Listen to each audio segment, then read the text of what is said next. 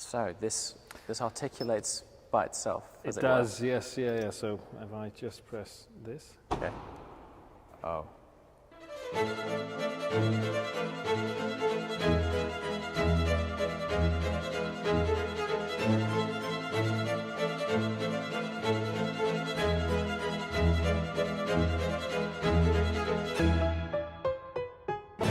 Okay, here we are. Now the unique thing about this, good morning, sir, How you doing? is that this is unfolding in actual real time, and I'm yet to, oh my God, see this car. Crikey. It's huge. Yeah, Where so- do you begin with this? Kindly meet the Rolls-Royce boat tail. So it's called the boat tail. It is, yes, yeah, and all will become clear as we go through the car, but a modern interpretation of the historic boat tail body style. I mean, it's quite literally a road yacht, isn't it? That There's is certainly a sort of nautical influence. unbelievable. How long have you been working on this for? It's been sort of 4 years since the years. first client discussions, let's say. Okay. I mean, you know the brand very, very well, and we proudly stand behind a commission model. That is to say that the end result is very much guided by the client in terms of definition, and we don't necessarily always know where that's going to take us.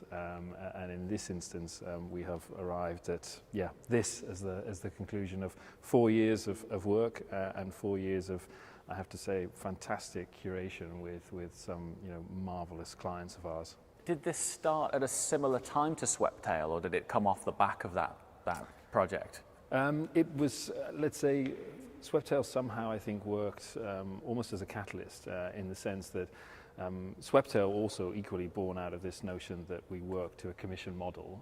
But I think on revealing Sweptail, everybody almost understood a new watermark in terms of where you can progress to. And that, I think it's fair to say, stimulated a level of imagination within our client base. And we like to think that all of our clients are extraordinary, but somehow within that group exists individuals who seek so much more than just the motor cars that we produce, and they seek that opportunity to curate and to commission, and that was really the start point for the preliminary discussions and the preliminary designs that led us in the direction of this wonderful motor car. How long is this thing? It's just over 5.7 meters, so as I mentioned, sort of generous.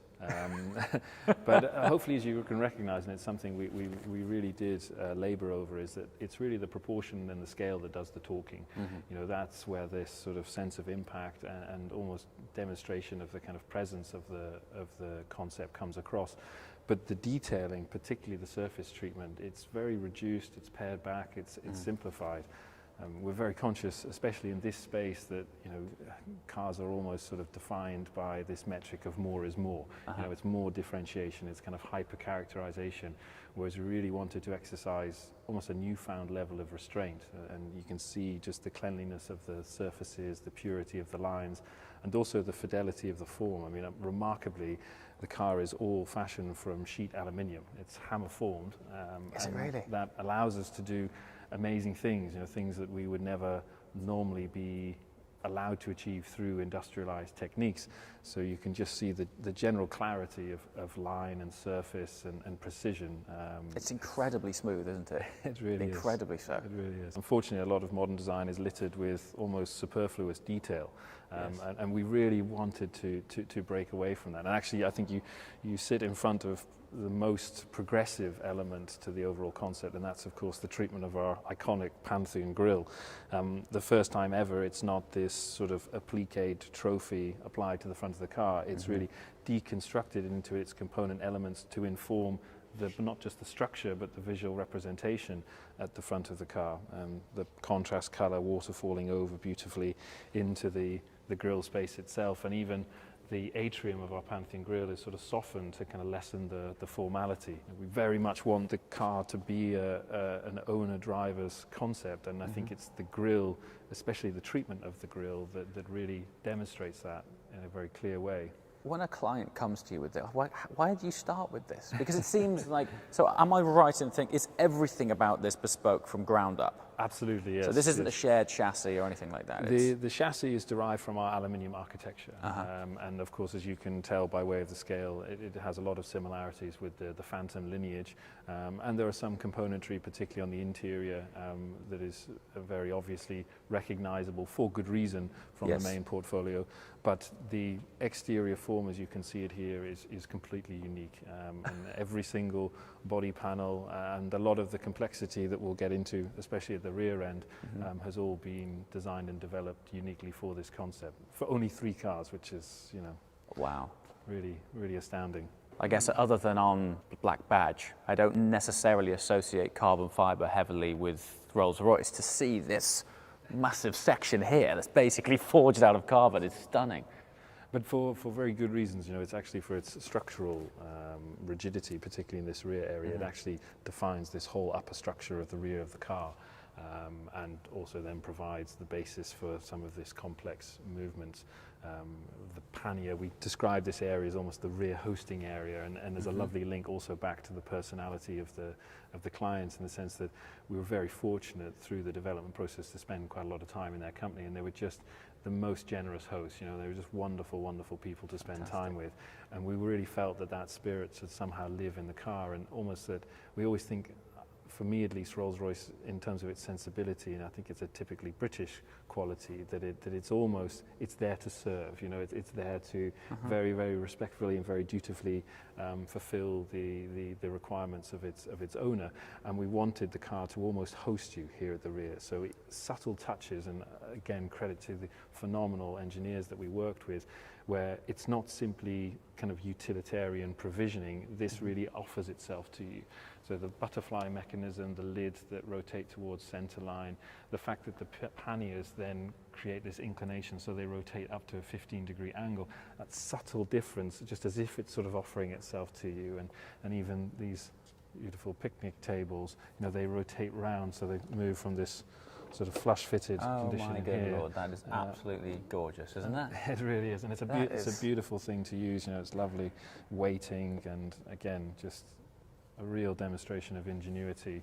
What is quite amazing is its overall profile, super simple, and as soon as you start to look at it, the amount of detail in it, it's crazy. Am I seeing a blue weave in this? You are, yes, so it's a technical weave. So it's got a contrasting blue fibre running through the actual carbon weave itself. Indeed, yes, yeah, and moreover, we actually also extend it to these beautiful stools, which we again created from the ground up. I've just noticed that these are carbon stools. If I'd have known that, I would have taken a few steps back before I wandered around the car. Yes, yeah. No, I mean, training as an automotive designer, I never thought I'd find myself penning a stool. But it's amazing. And here we worked with an Italian furniture maker to create this unique interlocking clamshell design, to create this slimline package that allows you to stow it underneath the panel. I love this twist in it. The twist gorgeous, in the carbon is stunning. Really and good. Small details, I'm not sure if the camera can see it, but just little, I mean, everything feels billet and beautiful, you know. It's it really is. Really gorgeous, gorgeous thing. The most astounding thing for me with this project really is that it exists. You know, in this day and age, with the general consumption trends that we experience, you know, for not just a mark, but also for customers to impart with so much patience, so much trust, and so much encouragement for us to create something extraordinary, but for us to have the latitude to pen the car that we believe projects the modernity of the brand, you know, and really moves it on. It's not a retrospective fulfillment of creating something unique. It's really about progress, and you could describe it almost as modern patronage. You know, it's really about commissioning the next chapter for this great brand. And then, as your eye wanders onto the interior, you can see again with the exterior this sort of reduced, pared back feeling, really allowing the beauty of the materials to do the storytelling. Even the cockpit fascia is relatively simplified. All the technology that we could disguise and remove distraction from have been placed behind, you know, lovely surfaces. And then as a centerpiece is a bespoke timepiece. I was going to say, run me through that watch. Yes. Yeah, I mean, the tale behind that is almost as extraordinary as the car itself. But the client is, of course, a great aficionado of timepieces and individually commissioned timepieces, and wanted to create something unique for this car to bring together in his mind his two passions, Rolls-Royce and timekeeping, horology as a discipline. And we worked with Bouvet, the Swiss watch manufacturer, to complete, to our mind, the first ever tourbillon movement applied directly into a car. So that's embedded into it, as opposed to a removable. Well, it is actually removable. There's 3 examples of this being produced. How individual is each one? Does each one have as much of a unique story? Very much so, yeah. So the only similarity between the 3 cars is the body style. We wanted to create almost, you could describe it as a sort of critical mass of more than a one-off in the boat tail body style to really, almost qualify it as a modern interpretation. And that's really where the similarity ends. So all of the detailing, the materiality, the colors, the appointment in the rear varies considerably from one car to the next. Right, okay. But as you see here, standing at the rear, there's this wonderful symmetry. So on this side, it's provision for eating. Even things like, as I open here, you can see the Christophe cutlery. So we work with Christophe in Paris to create a unique cutlery set. It's inscribed with the car's name in here, and also the crockery itself. And then you can see the chilled food containers inside here, the non-chilled food containers here, salt and pepper grinders, not shakers, as we were reminded when we made that blunder with one of the clients. They described, when have you ever been to a Michelin star restaurant and used a shaker? Yes, noted. And I think this is the marvel really for me, because the ingenuity, the fascination and the engineering that has gone into this purely informed by the notion of hosting. Right, yes. And nothing more. It's not about performance, it's not about, any of these other typical qualifications of engineering achievement. It's really just a beautiful, beautiful thing to use. And this, talking about the viability of the car, this has all been high-speed tested. So believe it or not, this, with all of its provisions, has been around Millbrook several times. Is it really? Yeah. So you've sent this round Millbrook, full setup in the back. Yes, yeah, just to make sure there was no noise, vibrations, and they even had to make some subtle adjustments to some of this configuration. And then, yes, talking about sort of accomplishment, the parasol, and not just any parasol, one that we designed and developed from the ground upwards, specifically for this application. So it deploys out of this sleeve in the center here. It has that cap. Again, you can see just the quality of execution. So has there been any enhancements to engine, or is that taken from existing family, translated into this? Absolutely, yeah. So it's from the Phantom. That's the only ingredient that's unchanged, because it's not what characterizes the car. And let's also face it, the client was extremely happy with the way Phantom. I was going to say, it's not like it needs changing. Really, when you build a car like this with Rolls-Royce, the client is becoming part of the company's history. Because it's such a significant car to add to, it's amazing, really. Absolutely. No, I mean, I think in commissioning a coach-build Rolls-Royce, you mark your place almost in the legacy of the brand. And it's interesting, we often reflect in the studio that when we talk about historic Rolls-Royces, we often talk more so about the personalities of the owners and the choices of their commissions, more so than we do the cars. And you compare that to, and maybe I'm biased if it's a sports car manufacturer, so forth, it's more about the accomplishments of the car. Yes. And I think that's an interesting part of the Rolls-Royce story that somehow makes us unique.